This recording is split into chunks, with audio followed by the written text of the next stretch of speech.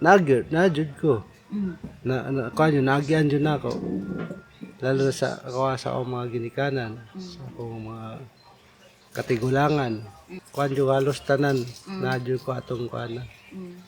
So, ang kuan sa Ginoo padayon na lang yun.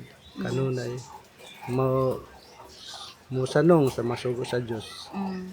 Ora yun ay ako ang kung na kuan na kuanan ato itong mga walidadi tanan nga walidadi naagi ko ato naagyan ako to siya sa sexual Oh. kaya si Marisa napakasalan ako na kakuan ko kuan 5 ka babae kuan ka na kay sa unang panahon to nung bata pa ko ikuan mit ako sa kuan may gagaw na ako kuan nga dahil hitabo yun kuan pa na tanang dula-dula dahil ana kuan man ko nilang duha tong duha kay gagaw na ako so murag na kuan ba na tong espiritu sa sexual na murag na kuan ako na nadala na ako hantod sa akong pagkadako hantod sa akong ato nag-eskwela na ako ngun ana so doon po sa akong ginikanan po na po ko'y itong kanang unforgiveness pero namatay ng mga ginikanan na ako pasaylo lang po na ako sila nung panahon na buhay pa sila nagkuhan ko sa istorya sa telepon ni mama dayon sa kuhan unforgiveness na kuhan na siguro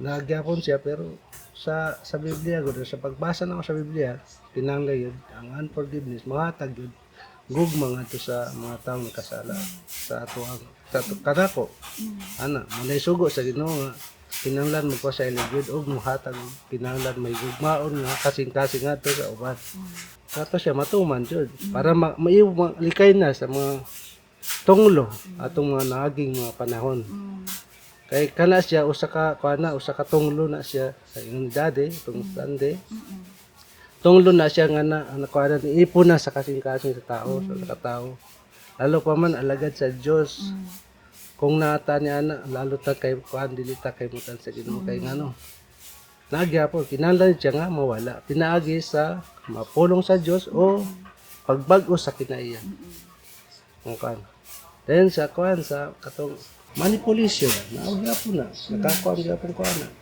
nakakuan na ang pagkaroon nakakuan na pero ako na nagisugod sa Ginoo nga kana siya malampasan gyapon ako na dili good right now I mean kaya so di siya basta mawala kung walay dili mo dool jud sa Ginoo pa mag-pray para ni ana magampo sa matong gisyon ni daddy sa to ang mga balasahon kaya ka na mga Diyos na-apil ko ka na ihalad ko sa akong mga ginikanan sa Diyos ato sa kwan ang pagano so ikuan ko ka na cross-crossan ng akong agtang o naayo po ko itong mga sakit na ko sa pagano atong pagkuan sa Diyos pero pabalik-balik niya po hantod nga nagkasakit na po na yung sakit na po so tungdos na siya na kinahanglan na ipag-ampo yun ako mag-ampo yun ko sa akong kagalingon o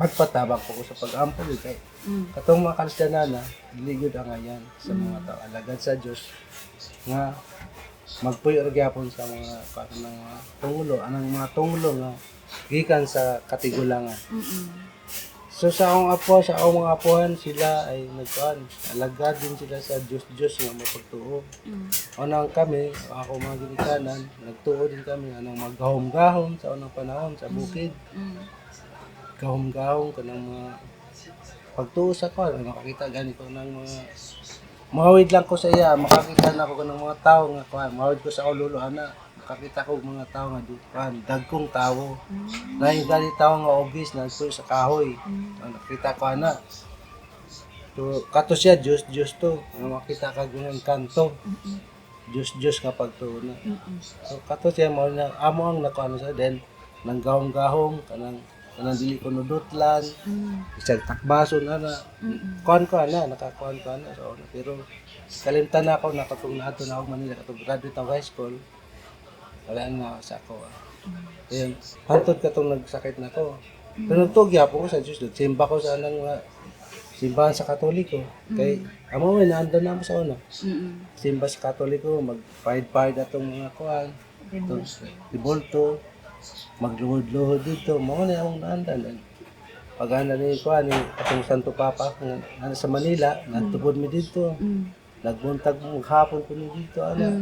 Daghan kay mga kuhan, Diyos, bitaw nga kuhan. Dito may sa Santo nagload-load, ana. Tong larawan. So kana siya ginabawal ay sa dito niyo.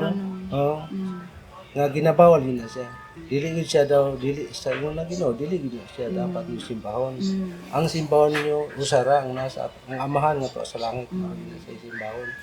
Muna siya ginapainom doon sa ako nga, mao diha. Nanglan sunod gikan sa mga pagsakasala sa sala, sa katigulangan, kinahanglan mukuhan maluhod ta sa Dios sa atong amahan nga to sa langit. Lalo na kay Jesus Christ. Nga mo-surrender ta kaniya, musunod ta sa iyang mga pulong. Mo na ako ang giingon sa Ginoo sa ako. Ako to gipamalandungan to pagulin na ako dire. Wow, praise God. Ngayon po siya nga pagpadayon lang. Ang kalisdanan naman na pero kinahanglan padayon ta sa iyong pagtuo kanako. Ano kana nagdamgo po ko. Pagbasa na ako, ang nadamgohan na ako. Dito ra ko hantud na buntagin ang akong panguna dito sa akong gibasa nga. Kuan katong mga kuan katong ipasa ni GM sa kuan sa cellphone sa message katong mga magbasa mo toy madamgohan na ako. Pagka kuan na Lunes na mao di ako. Mao di siguro mo ko ni siguro na nato balati ang tunglog ako siguro. Ikan sa akong katigulangan kay tungod sa ilang pagpakasala walay nangagpasaylo mao nang hantod karon naa sa ako ang balatian. Kumatay ako ang nasinati nga gikuan sa Ginoo sa ako.